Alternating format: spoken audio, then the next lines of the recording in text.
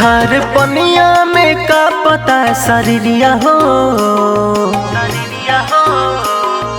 हाँ, खार पनिया में का पता शरीरिया हो उगी बाबा रावा भोर हो गइल। खार पनिया में का पता शरीरिया हो उगी बाबा रावा भोर हो गइल।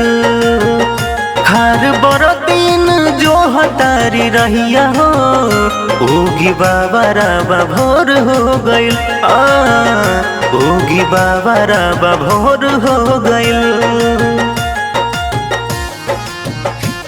उगी बाबा रावा भोर हो गइल।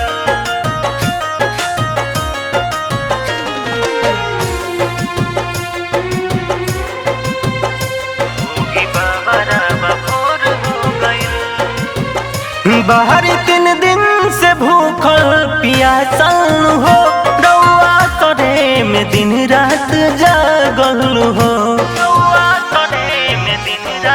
हाँ, बाहर 3 दिन से भूखल पियासल हो रउआ सरे में दिन रात जागल हो। रउआ सरे में दिन रात जागल हो। चीरी बदरी के बहरी रउआ आईना।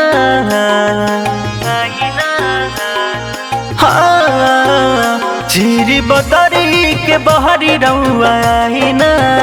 कोयल बोले सगर सोर हो गइल। खार पनिया में का पता शरीरिया हो उगी बाबा रावा भोर हो गइल। हाँ, उगी बाबा रावा भोर हो गइल। उगी बाबा रावा भोर हो गइल।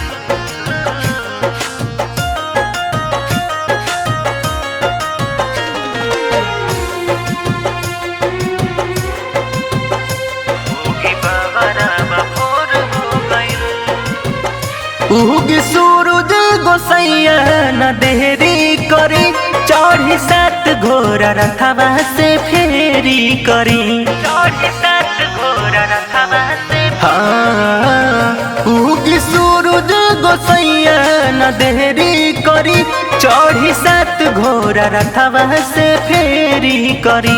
चढ़ी 7 घोड़ा रथवा से फेरी करी। मोहन रमेश पफेर दी नजरिया हो। नजरिया हो हाँ हाँ, लवली राजीव पफेर दी नजरिया हो। हाल कैसन मोर हो गइल। खार पनिया में का पता शरीरिया हो उगी बाबा रावा भोर हो गइल। हाँ, उगी बाबा रावा भोर हो गइल।